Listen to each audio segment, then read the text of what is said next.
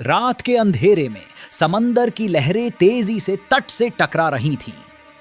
आसमान में काले बादल गरज रहे थे और बिजली की चमक समंदर के सीने को चीरती हुई दिख रही थी।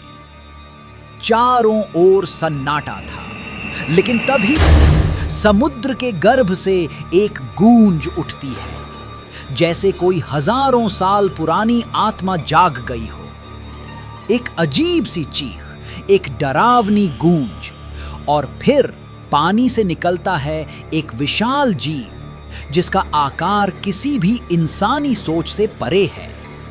लेविथान।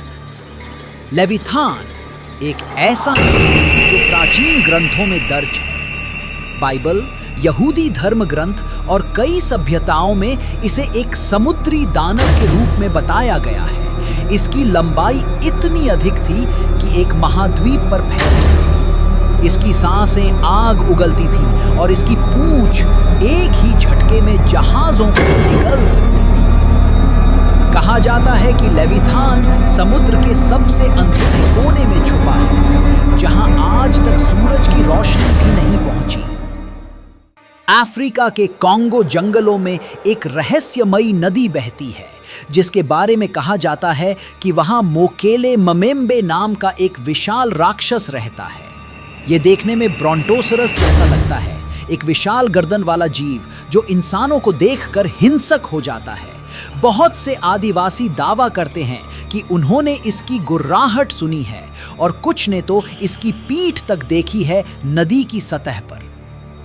जापान के प्राचीन लोक कथाओं में जैपेंटो नाम का एक डरावना उड़ता राक्षस है, जो रात के समय आकाश में उड़ता है और लोगों को अगवा कर ले जाता है। इसकी आंखें लाल अंगारे जैसी होती हैं और उसके पंखों से आग की लपटें निकलती हैं। इसे आसमान का राक्षस कहा जाता है और आज भी ग्रामीण इलाकों में लोग बच्चों को रात में बाहर न निकलने की चेतावनी देते हैं।